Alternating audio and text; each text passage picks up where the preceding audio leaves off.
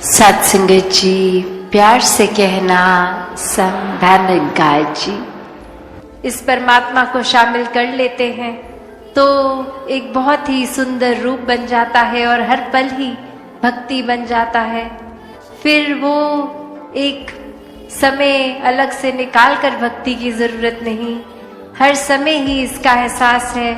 और संतों का संग जब हो जाता है, मन सुमिरन में हर समय इस परमात्मा के साथ लग के, भाव मन के सेवा के, ये सेल्फलेस सर्विस के जब आ जाते हैं कि स्वार्थ रहित एक संसार के लिए समर्पित रहना है, तो संसार का यहाँ जो रूप देखें कि एक हम छोटे दायरे से सोचें कि हम तो हो सकता है एक फेस टू फेस कुछ 100-200 लोगों को ही जानते हों, पर यहाँ संसार की बात हो रही है कि हर एक तक प्यार फिर पहुँचाने की, हर एक के लिए करुणा रखने की, दया रखने की, विशालता मन में रखने की। हर एक चाहे वो अपरिचित हैं, उनको ना जाना है, कभी शायद उनसे मुलाकात भी ना हो, तो भी ये प्यार का रिश्ता बनाना है। और सबसे सरल तरीका यही कि इस परमात्मा के साथ जब प्यार का रिश्ता बन जाता है तो वाकई ही हर कोई अपना बन जाता है। जैसे एक बहुत ही हम समय से सुन रहे हैं लव दाई नेबर की बात कि अपने पड़ोसी के प्रति प्रेम की भावना रखो। तो ये भाव कैसे हैं कि हमने क्या वाकई ही एक सीमित रूप बना लिया है कि जो हमारे वाकई ही नज़दीक रहते हैं, बैठते हैं, वो हो गए पड़ोसी और कोई नहीं है। एक क्या दायरा इतना तंग दिली का बना लिया है कि उसके बियॉन्ड नहीं है। अक्सर एक अपने घर में भी देखते हैं तो अपने कमरे से हो सकता है अपने और परिवार के सदस्यों के कमरे चाहे नज़दीक हैं तो उस रूप में तो वो भी पड़ोसी ही हुए। और हमारा रिश्ता क्या एक छोटे से यूनिट परिवार के जो चंद मेंबर्स हैं उनके साथ भी क्या प्यार का है, वो दिल से दिल जुड़ा है कि नहीं, या सिर्फ एक परिवार में जन्म ले लिया है तो इसलिए ही बस एक छत के नीचे गुजरान कर रहे हैं। तो ऐसे ही भाव कि एक प्यार हर किसी तक, हर एक तक पहुंचना है, हमारा हर एक तक प्रयास रहे कि खुद हम जैसे एक फूल होता है उसके अंदर इतनी महक होती है, तो जब हवा ना चल रही हो तो अक्सर वो फूल की पंखुड़ी तक हमें अपना नाक लेके जाना पड़ता है उसकी खुशबू सूंघने के लिए। पर जब हवा चल रही होती है तो बहुत दूर भी अगर खड़े हों तो वो फूल की महक हम तक आ जाती है, स्वयं ही एक खुशबू का आनंद हम ले लेते हैं, चाहे फूल दूर ही क्यों ना हो उस समय। तो उसी प्रकार ये परमात्मा में अगर हम खुद को समर्पित कर दें कि परमात्मा आप अपनी एक ऐसी कृपा से ये प्रेम हमारा इतना असीम कर दें, हवा की तो फिर भी बंदिश है कि वो कुछ दायरे तक ही जाएगी, वो खुशबू कुछ दायरे तक ही उस फूल की जा पाएगी, पर ये परमात्मा तो स्वयं ही इसका विस्तार असीम रूप का। और ये हम जब प्यार बन गए इस परमात्मा के प्यार में खुद ही, तो कैसे फिर ये संसार तक प्यार ही पहुँचेगा। ये परमात्मा के एक उस तरह रूप में एक फ्लो में ही जाते रहे, हर जगह चले गए। जैसे एक बूंद होती है जब हम देखते हैं कि पानी कहीं ठहरा हुआ है, एक स्थिर है पानी, और उसमें अगर एक पत्थर डालते हैं तो कैसे वो रिपल इफेक्ट बन जाता है। पहले एक छोटा सा उसका एक वेव रूप, आगे वो और चौड़ा होता जाता है, वो वास्ट होता जाता है। कैसे फिर वो स्थिर पानी के अंदर अब तरंगे दिखने लगती हैं। ये अगर एक वो पानी का तो फिर दायरा वो लिमिटेड है कि शायद वो एक तालाब जितना हो, इसलिए वो एक स्थिर रूप। एक हो सकता है कीचड़ का पडल हो, इसलिए स्थिर रूप। पर ये परमात्मा, इसका तो कोई सीमा नहीं है, कोई बाउंड्रीज नहीं है। तभी तो बीइंग बाउंडलेस वाली बात कि ये एक लिमिटेशन ही जहाँ खत्म हो गई हैं, वहाँ से अपना दायरा शुरू किया जाए कि परमात्मा का जैसे ना कोई स्टार्ट ना फिनिश, वैसे ही एक अपने मन की अवस्था बना ले। ये आत्मा और परमात्मा के मिलन से खुद ही परमात्मा स्वरूप होते जाएं, और ये प्रयास फिर असीम की ओर ही है, ये विस्तार असीम की ओर ही है। तो कैसे जैसे उस स्थिर पानी में वो रिपल्स एक छोटे दायरे से बड़े बनते गए, ऐसे ही हम पहले अपने सुधार से अपने अंदर सब मानवीय गुण भर के एक मानवीय गुण को अपनाते हुए और साथ साथ ऐड करते हुए, ना कि 3-4 हैं तो कोई बात नहीं, अब कोई नया सीखेंगे तो पुराना कोई एक अपने जीवन से हटा देंगे, नहीं। ये तो फिर बात ये बाउंडलेस वाली ही है कि 1 गुण, 2 गुण, 3 गुण, न जाने कितने ऐसे मानवीय गुण एक जीवन में हम खुद जी सकते हैं, बन सकते हैं। और ऐसा ही प्रयास एक जीवन भर का बना रहे। एक भाव सिर्फ जैसे अभी दासी जिक्र कर रही थी लव दाई नेबर की, तो एक कहानी में भी एक बच्चा स्कूल जा रहा है और स्कूल में उस दिन ये सुन लिया टीचर द्वारा कि अपने पड़ोसी से प्यार करना है, और रास्ते में जब घर आ रहा है तो देख रहा है कि कोई इंसान गिर गया है और अब उसकी मदद के लिए कोई नहीं आ रहा, क्योंकि वो एक स्ट्रेंजर है हर एक के लिए, वो एक कोई उसके साथ परिचित नहीं है। एक हर कोई ये कह रहा है ये इंसान तो पता नहीं कोई कौन है, ना हमारे घर क्या है, मोहल्ले का है, गली का है, ये तो कोई अजनबी है, तो ये पता नहीं ठीक इंसान है, नहीं तो ये गिरा है तो हम इसकी मदद नहीं करेंगे। और अब वो बच्चा देखता है कि उसी की स्कूल बस से वही टीचर भी साथ उतरती है जिसने ये पाठ सिखाया है, और उस गिरे हुए इंसान के बहुत ही करीब से वो भी आगे निकल जाती है, उसको उठाती नहीं। और ये बच्चा अब तरह तरह के सवाल सोचता है कि एक अगर पड़ोसी से प्यार सिखाया है तो इस समय हम जहाँ खड़े हैं ये इंसान भी तो पड़ोसी है, तो इसको कोई उठा क्यों नहीं रहा।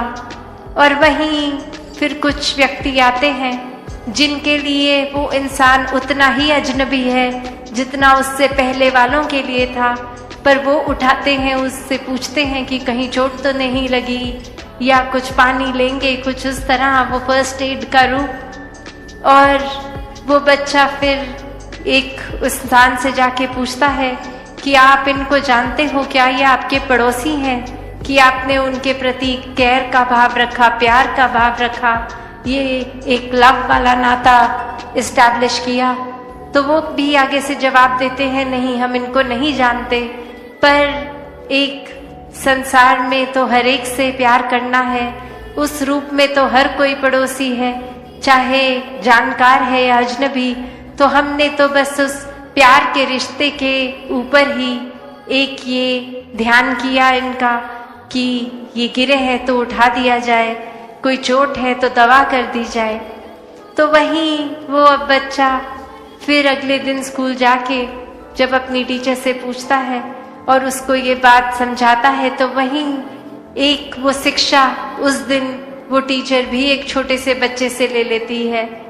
तो बात यहाँ उम्र की नहीं है, कोई आज भी हमने ये जो रूप देखा कि चाहे वो कविताएं रूप थी, एक गीत रूप थे, एक उस तरह आयु चाहे छोटे बच्चों की भी थी, चाहे नौजवान बुजुर्ग बहनें भाई कोई भी था, ये मूल रूप में जो संदेश दे रहे थे वो अनमोल संदेश है।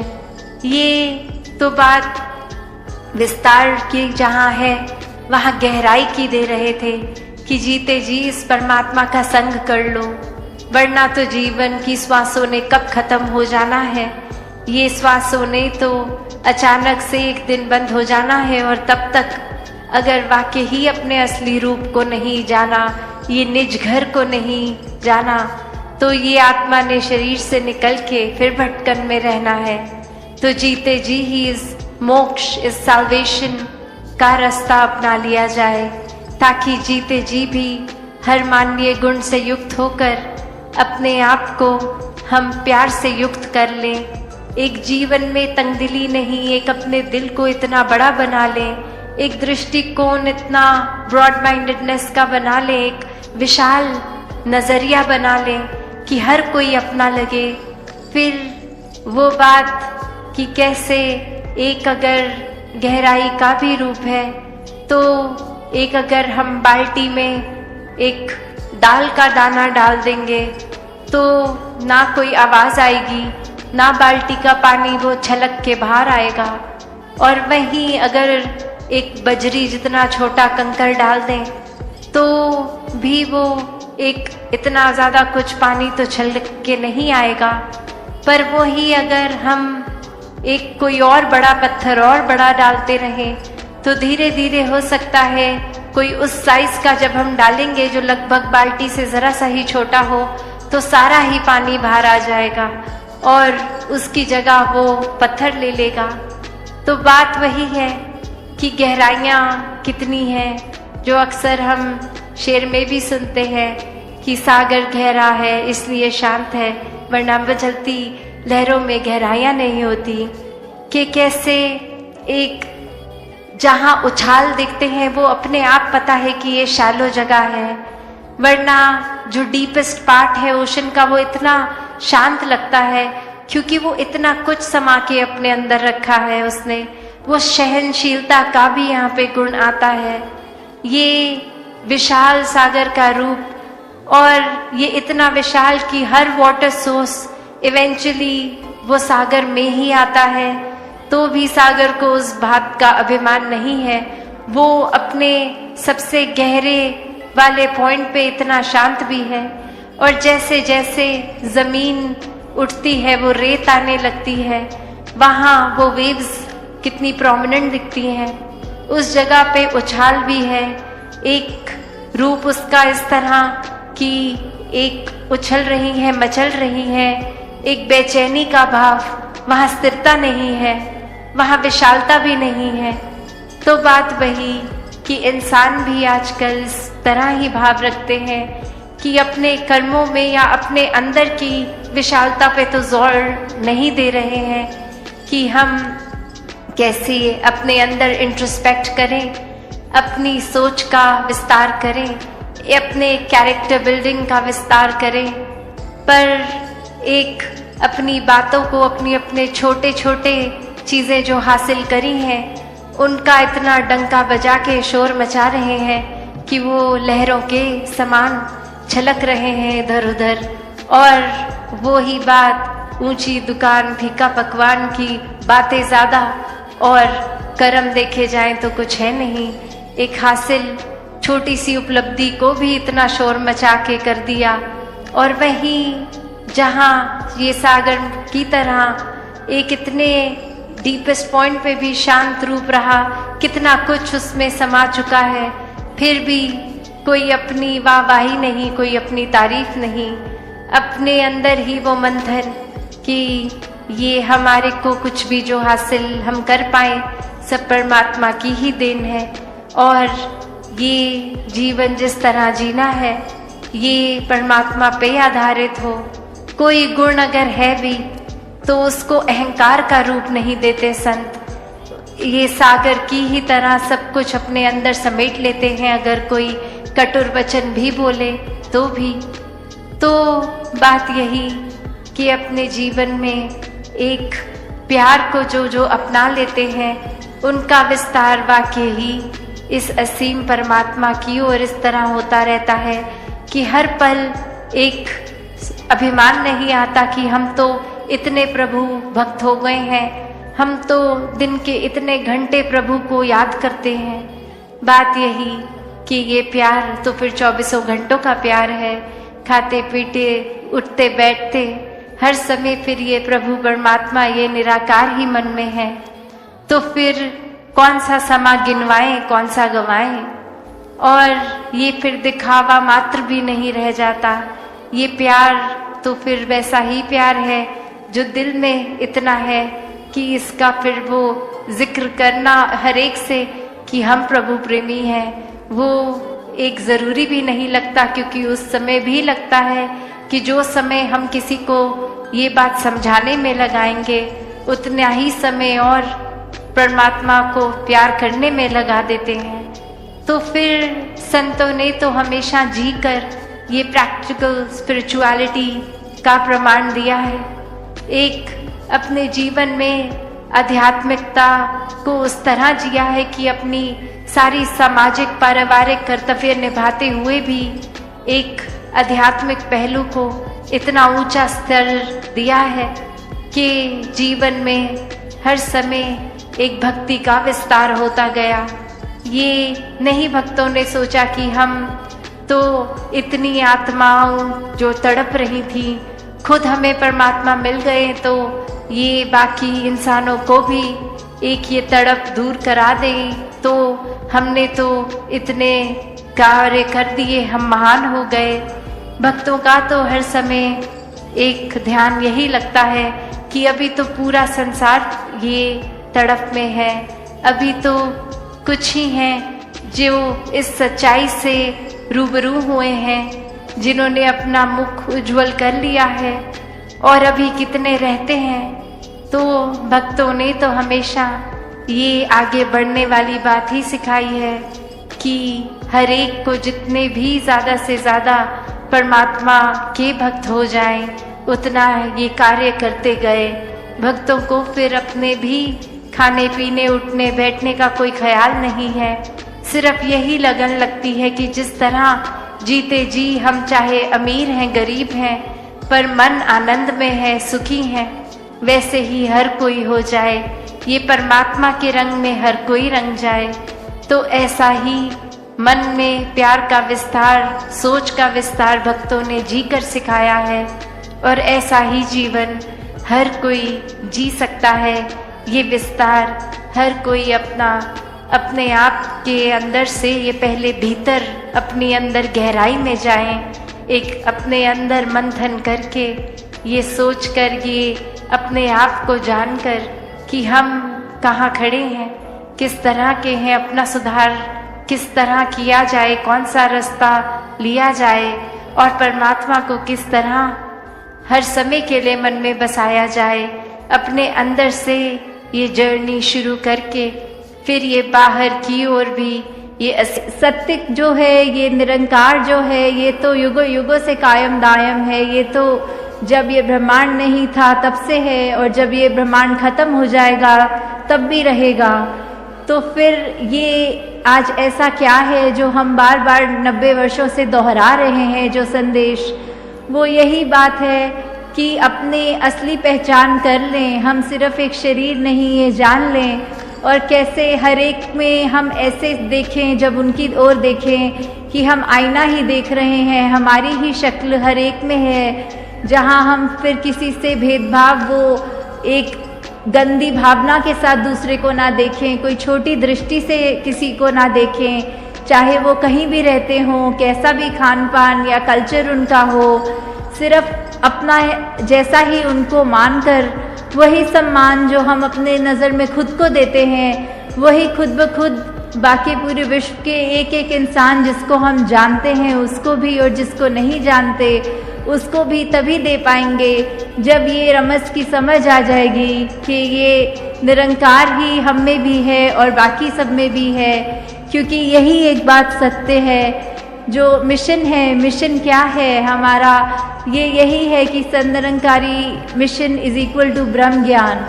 और जब ब्रह्म ज्ञान क्या है, वो सत्य ही है। तो ऐसी सत्य जो किसी सिचुएशन के साथ नहीं बदलता, पर वो सत्य एक कांस्टेंट रूप में रहता है, चाहे कितना भी उथल पुथल हमारे जीवन में हो या संसार में हो, वो सत्य तो सत्य ही है, वो किसी फैक्टर से फर्क नहीं उसमें आता। तो जब ऐसा हम जीते जी अपने जीवन काल में ऐसे सत्य का बोध ले लें, तो ही हमारा उतना ही जीना सफल है जितना हमने इस रोशनी में, इस सच की लाइट में रहकर जिया है। क्योंकि जैसे हम अगर वो भी देखें कि अगर कोई चीज़ हमें जिसकी आवश्यकता है, वो चाहे पुरानी हो नई हो, उससे फ़र्क नहीं पड़ता। अगर हमारा संवरना है तो वो चीज़ बस हमें टाइमली मिल जाए, कि वो नॉलेज अगर हम कोई ढूंढ रहे हैं, that knowledge doesn't need to be new to be helpful, पर it only has to be timely.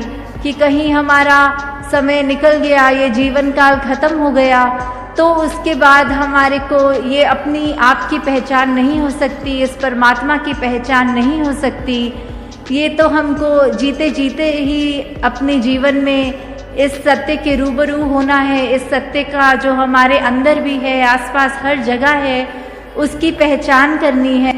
सत्संगत जी, प्यार से कहना था निरंकार जी। सत्संगत जी, आशा करता हूँ निरंकार प्रभु कृपा से आप सभी अच्छे होगे, स्वस्थ होगे। सत्संगत जी, आप जी के चरणों में बहुत ही सुंदर साखी, जिसका विषय है कि कुछ भी काम करने से पहले गुरु का नाम अवश्य ले। सत्संगत जी, तो आइए जानते हैं इस साखी के माध्यम से। आशा है प्रवान करें और ध्यान से सुने। सत्संगत जी कहते हैं कि जीवन की हर शुरुआत अगर गुरु के नाम से हो तो वह कार्य कभी व्यर्थ नहीं जाता। गुरु सिर्फ मार्गदर्शन ही नहीं बल्कि ईश्वर तक पहुँचने का पुल भी है।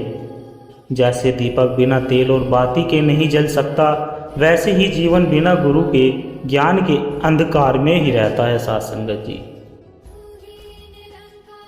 आइए इस साखी के माध्यम से हम यह समझें कि कैसे गुरु के नाम का स्मरण हमारे हर काम को सफल, पवित्र और कल्याणकारी बना देता है।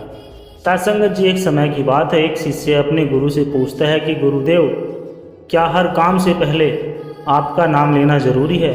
तो सत्संगत जी, गुरु यह सुनकर मुस्कुराए और बोले, बेटा, जीवन का हर काम अगर गुरु और परमात्मा की याद में होगा तो उसमें अहंकार नहीं आएगा बल्कि नम्रता आएगी, और जहाँ नम्रता है वहाँ सफलता निश्चित है। जैसे किसान बीज बोते समय भगवान का नाम लेता है क्योंकि वह जानता है कि मेहनत उसकी है, पर परिणाम देने वाला तो वही परमदाता है। तो सत्संगत जी, एक गांव में दो भाई रहते थे। दोनों एक ही काम करते थे, खेत जोतना। एक भाई हर सुबह काम शुरू करने से पहले गुरु का नाम लेता, प्रणाम करता और फिर काम पर जाता। सत्संगत जी, दूसरा कहता, काम मेहनत से होता है, नाम लेने से कुछ नहीं बदलता। वक्त आया, दोनों के खेत में फसल हुई। जो भाई गुरु का नाम लेकर काम करता था, सत्संगत जी, उसके खेत में भरपूर अनाज हुआ। दूसरे के खेत में बीज तो बोए गए परंतु सत्संगत जी अनाज कम हुआ। लोगों ने पूछा, क्यों, कैसे? तब गुरु ने समझाया, सत्संगत जी, नाम के बिना कर्म ऐसा है जैसे दीपक बिना बाती। रोशनी तभी मिलती है जब नाम से काम जुड़ा हो। सत्संगत जी कहते हैं, कामयाबी वही है जो मन को शांति दे। अगर इंसान हर काम गुरु के नाम से करे तो चाहे परिणाम जैसा भी हो, मन विचलित नहीं होता। रामायण में भी आता है सत्संगत जी की जब श्री राम समुद्र से मार्ग मांग रहे थे तो उन्होंने पहले ऋषि मुनियों और गुरुजनों को प्रणाम किया। यही कारण है कि समुद्र ने मार्ग दिया। जहाँ नाम है वहाँ रास्ते अपने आप खुल जाते हैं। सत्संगत जी, एक व्यापारी की कथा है। वह हमेशा सौदा करने से पहले गुरु का नाम लेता था। एक बार उसे बहुत बड़ा नुकसान हुआ। लोग हंसने लगे, अब कहाँ गया तेरा नाम? व्यापारी ने शांति से कहा, सत्संगत जी, कि यह भी गुरु की मर्जी है। शायद यह नुकसान मुझे भविष्य के बड़े संकट से बचाया गया होगा। सचमुच कुछ दिनों बाद वही व्यापारी दिवालिया होने से बच गया क्योंकि नुकसान ने उसे गलत रास्ते पर ले जाने से रोका। गुरु का नाम हमेशा सिर्फ लाभ नहीं देता बल्कि नुकसान से भी बचाता है। सत्संगत जी, जीवन हर किसी का आसान नहीं, लेकिन नाम लेने वाला कभी अकेला नहीं होता। एक साधक रोज गुरु का नाम लेकर काम पर जाता था। सत्संगत जी रास्ते में उसका एक्सीडेंट हो गया। लोग कहने लगे नाम लेने से भी बचा नहीं, पर कुछ ही देर में डॉक्टरों ने कहा अगर यह 2 मिनट भी लेट हो जाता तो बच नहीं सकता था। तब सबको समझ में आया कि नाम से काम करना हमें हर परिस्थिति में सुरक्षित रखता है। साथ संगत जी हर काम छोटा या बड़ा हो, पढ़ाई हो, नौकरी हो, व्यापार हो या घर का कोई साधारण काम हो, अगर वह गुरु के नाम से शुरू होता है तो उसमें आत्मविश्वास, शांति और आशीर्वाद जुड़ जाता है। गुरु का नाम कोई साधारण शब्द नहीं, यह तो ईश्वर का आशीर्वाद है। तो आइए साथ संकल्प जी हम संकल्प ले कि आज से हर काम गुरु के नाम से ही शुरू करेंगे। यही जीवन की सच्ची सफलता है। साथ संगत जी गुरु का नाम ही जीवन का सबसे बड़ा सहारा है। गुरु का नाम ही कर्म को पूजा बना देता है और गुरु का नाम ही हमें परमात्मा तक पहुंचा देता है। साथ संगत जी कहते हैं साथ संगत जी जैसी शुरुआत वैसा अंत। अगर किसी काम की शुरुआत गुरु के नाम से हो तो वह कार्य पवित्र हो जाता है। कहते हैं साथ संगत जी जैसी शुरुआत वैसा अंत। अगर किसी काम की शुरुआत गुरु के नाम से हो तो वह कार्य पवित्र हो जाता है। साथ संगत जी एक बार एक साधु ने कहा अगर तुमने शुरुआत में गुरु को याद किया तो बीच में आने वाली कठिनाइयाँ भी छोटी लगेगी। जैसे बच्चा जब स्कूल जाता है साथ संगत जी और घर से आशीर्वाद लेकर निकलता है तो उसका आत्मविश्वास बढ़ जाता है। उसी तरह गुरु का नाम हमें आत्मबल देता है। साथ संगत जी हर काम गुरु के नाम से शुरू करने का अर्थ यह नहीं कि केवल मंत्र जाप लिया और बस। इसका अर्थ है गुरु की सीख, गुरु का आदेश, गुरु का आशीर्वाद अपने काम में उतारना। एक गृहस्थ स्त्री रोज रसोई शुरू करने से पहले साथ संगत जी गुरु का नाम लेती थी और कहती थी यह भोजन गुरु की कृपा से ही बनेगा। परिणाम यह हुआ साथ संगत जी कि उसके घर में झगड़ा नहीं हुआ क्योंकि हर भोजन गुरु की भक्ति में बदल गया। साथ संगत जी जीवन का सबसे बड़ा शत्रु है भय। मनुष्य जब किसी बड़े कार्य में प्रवेश करता है तो उसमें डर लगता है, क्या होगा, कैसे होगा, कब होगा। लेकिन गुरु का नाम लेते ही यह डर मिट जाता है। साथ संगत जी एक बार एक युवक नौकरी में के इंटरव्यू के लिए गया। उसने गुरु का नाम लेकर कमरे में प्रवेश किया। बाहर निकलते समय बोला चाहे नौकरी मिले या ना मिले पर मन शांत है, क्योंकि साथ संगत जी में गुरु को साथ लेकर प्रवेश किया था। कुछ दिनों बाद उसे वह नौकरी मिल गई। साथ संगत जी गुरु का नाम सिर्फ काम शुरू करने के लिए नहीं बल्कि संकटों को पार करने के लिए भी शक्ति देता है। साथ संगत जी एक नाविक हर यात्रा से पहले गुरु का नाम लेता था। एक दिन समुद्र में तूफान आया, लोग घबराने लगे पर वह शांत रहा और कहता रहा गुरु मेरे साथ है। चमत्कार हुआ साथ संगत जी, तूफान शांत हो गया। यात्रियों ने कहा तूने हमें बचा लिया। नाविक बोला नहीं, यह मेरे गुरु का नाम था जिसने हमें किनारे तक पहुंचा दिया। साथ संगत जी जब इंसान बिना नाम के काम करता है तो उसमें अहंकार आ जाता है। यह मैंने किया है, परंतु गुरु के नाम से काम शुरू करने का अर्थ है दाता यह काम तेरी कृपा से हो रहा है। जहाँ अहंकार नहीं वहाँ शांति है। साथ संगत जी गुरु नानक देव जी कहते हैं गुरु बिन ज्ञान नहीं, ज्ञान बिन शांति नहीं। गुरु का नाम हर काम को सेवा और समर्पण में बदल देता है। साथ संगत जी हम सोचते हैं कि गुरु का नाम केवल पूजा या भक्ति में लेना है, लेकिन सच तो यह है कि पढ़ाई शुरू करने से पहले, व्यापार आरंभ करने से पहले, घर बनवाने से पहले, विवाह या किसी भी शुभ काम से पहले गुरु का नाम लिया जाए तो कार्य में आशीर्वाद जुड़ जाता है। साथ संगत जी गुरु का नाम कोई रस नहीं, यह तो जीवन को दिशा देने वाला प्रकाश है। साथ संगत जी हमारे हाथ कर्म के लिए है, लेकिन हमारे हाथ कर्म करने के लिए है, लेकिन उन कर्मों को सफल बनाने वाली शक्ति गुरु और परमात्मा है। साथ संगत जी इसीलिए अगर हम गुरु के नाम से काम शुरू करेंगे तो काम केवल संसारिक नहीं रहेगा, वह ईश्वर की पूजा बन जाएगा। गुरु का नाम हमें यह याद दिलाता है कि कर्ता मैं नहीं, सब कुछ उसी की कृपा है। यही दृष्टिकोण मनुष्य को शांति, संतोष और सफलता प्रदान करता है। साथ संगत जी हर काम गुरु के नाम से शुरू करना ही असली सौभाग्य है। गुरु का नाम सिर्फ शब्द नहीं, यह तो दिव्य शक्ति है। यही नाम हमें गिरने से बचाता है, यही नाम हमें अहंकार से दूर रखता है और यही नाम हर कर्म को साधना बना देता है। साथ संगत जी जीवन की हर शुरुआत का अपना महत्व है।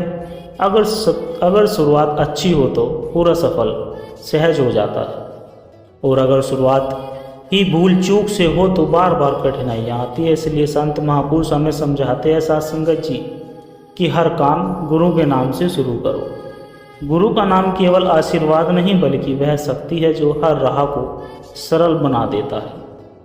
गुरु नानक देव जी ने कहा है कि गुरु बिन ज्ञान न उपजे, गुरु बिन मिले न मोक्ष। अर्थात इसका अर्थ है कि गुरु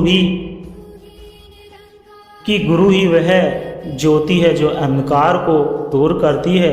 अगर हर क्रम गुरु स्मरण से हो तो क्रम साधना में बदल जाता है। साथ संगत जी,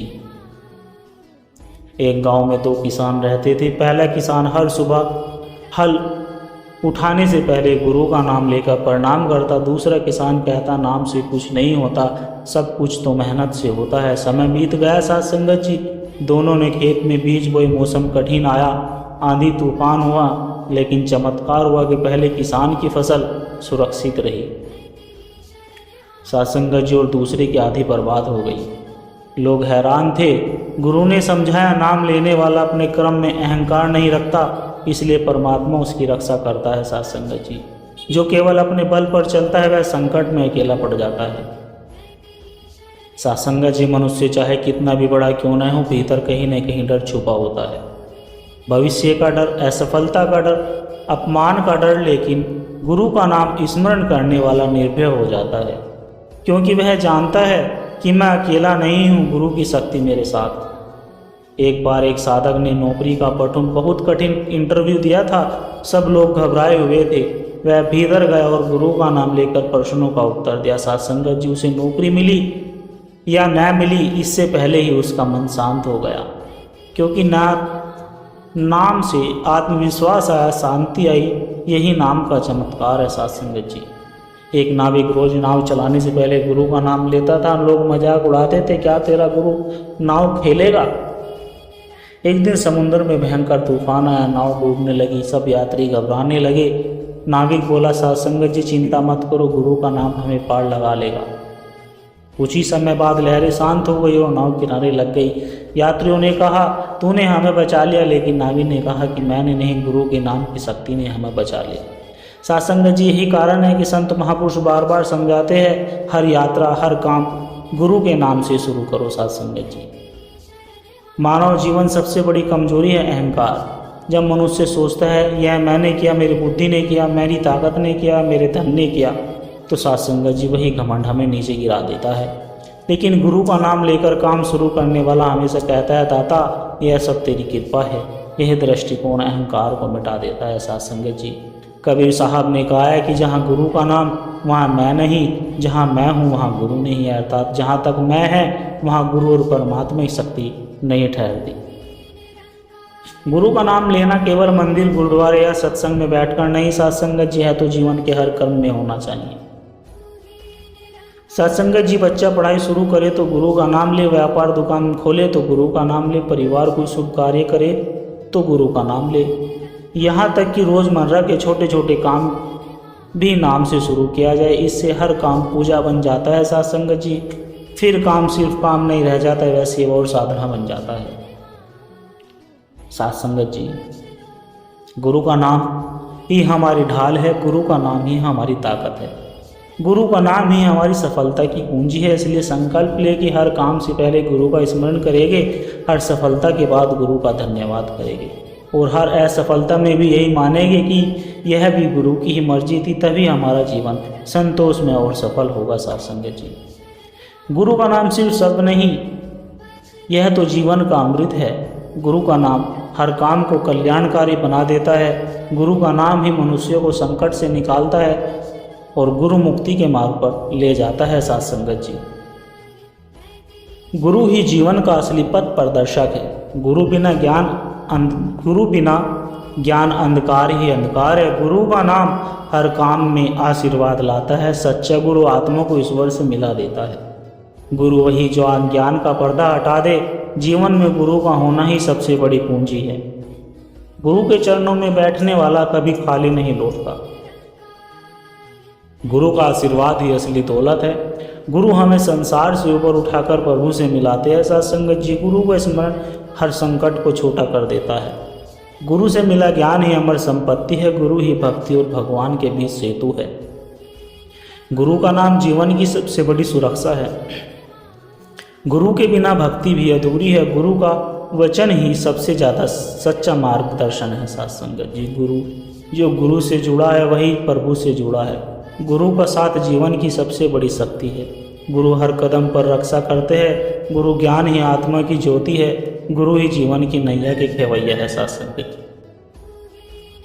भक्ति आत्मा की सबसे बड़ी शक्ति है। भक्ति हमें अहंकार से दूर करती है। भक्ति से मन पवित्र होता है। भक्ति जीवन की सबसे सुंदर साधना है। साथ संगत जी, सच्ची भक्ति ईश्वर को बांध लेती है। भक्ति से ही आत्मा का उद्धार होता है। भक्ति में डूबा मन अकेला नहीं रहता। भक्ति ही जीवन का वास्तविक धन है। भक्ति बिना इंसान अधूरा है। साथ संगत जी, भक्ति आत्मा को प्रभु की ओर ले जाती है। भक्ति से दुख भी मधुर लगने लगते हैं। भक्ति से मन में आनंद खिल उठता है। भक्ति से जीवन का हर कर्म पूजा बन जाता है। साथ संगत जी, भक्ति ही आत्मा का सच्चा भोजन है। भक्ति से मन निर्मल हो जाता है। भक्ति बिना जीवन सूखा पड़ा पेड़ है। साथ संगत जी, भक्ति आत्मा को स्थिर कर देती है। भक्ति से शक्ति है जो चमत्कार करती है। भक्ति हमें संसार से ऊपर उठाती है। साथ संगत जी, भक्ति ही मुक्ति का मार्ग है। सत्संग मन को स्वच्छ दर्पण बना देता है। साथ संगत जी, सत्संग यह ज्ञान का नाश करता है। सत्संग आत्मा का आहार है। सत्संग मनुष्य को जीवन का उद्देश्य दिखाता है। सत्संग से मन में सकारात्मकता आती है। सत्संग ही सच्चा विद्यापीठ है। सत्संग में बैठने वाला कभी खाली नहीं रहता। सत्संग मन को प्रभु की ओर मोड़ देता है। साथ संगत जी, सत्संग में सुनना ही साधना है। सत्संग मनुष्य को सत्य का मार्ग दिखाता है। सत्संग आत्मा को शांति देता है। सत्संग आत्मा को जीवंत करता है। साथ संगत जी, सत्संग से जीवन का आधार मिलता है। सत्संग ही आत्मा का सच्चा घर है। सत्संग में ईश्वर की झलक मिलती है। सत्संग आत्मा को संतोष देता है। सत्संग से जीवन में नई दिशा मिलती है।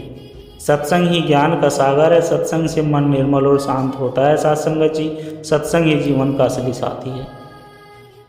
जीवन का सार आत्मा की शांति है। आत्मा अमर है, शरीर स्थायी है।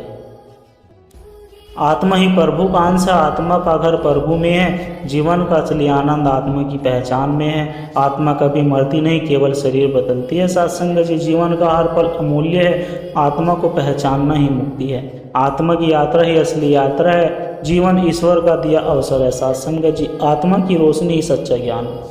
आत्मा की प्यास केवल प्रभु से बुझती है। आत्मा और परमात्मा का मिलन ही सत्य भक्ति है।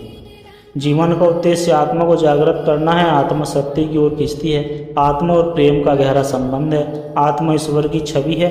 आत्मा को शांति केवल भक्ति से मिलती है। जीवन का आनंद संसारिक नहीं, आत्मिक है। आत्मा परमात्मा की संतान है। साथ संगत जी, आभार का भाव ही सबसे बड़ी पूजा है। धन्यवाद करने वाला कभी दुखी नहीं रहता। विनम्रता ही इंसान की सबसे बड़ी ताकत है। साथ संगत जी, अहंकार गिरता है, विनम्रता उठाती है। धन्यवाद हर परिस्थिति में ईश्वर को मान्यता देता है। जो मिले उसे स्वीकारना ही संतोष है। कृतज्ञता ही ईश्वर से जुड़ने का सबसे सरल मार्ग है। विनम्रता से ही जीवन ज्ञान टिकता है। जो झुकता है वही प्रभु को पाता है। आभार से ही मन में संतोष आता है। जो विनम्र है वही महान है। कृतज्ञ इंसान को समर्पण सिखाता है। साथ संगत जी, धन्यवाद की आदत ही सुख का द्वार है। आभार से जीवन हल्का हो जाता है। विनम्रता से इंसान सुंदर लगता है। कृतज्ञता ही आनंद का आधार है। आभार से हर कठिनाई अवसर बन जाती है। धन्यवाद से मन में शांति आती है। विनम्रता से इंसान प्रभु का प्रिय बन जाता है। आभार ही सबसे बड़ा प्रसाद है। साथ संगत जी, दास के द्वारा कही गई साखी यदि आप जी को अच्छी लगी हो तो वीडियो को लाइक करें, शेयर करें, कमेंट बॉक्स में धन निरंकार जी लिखकर साथ संगत जी अपनी विचार साझा जरूर करें। और दास के चैनल को भी सब्सक्राइब कर ले और दास को आशीर्वाद दे। साथ संगत जी, हर रोज आप जी के चरणों में ऐसी ही सुंदर सुंदर साखी और सत्संग विचार, प्रेरणादायक कहानी विचार आदि सब कुछ लेकर आता रहूं। साथ संगत जी, प्यार से कहना, धन निरंकार जी।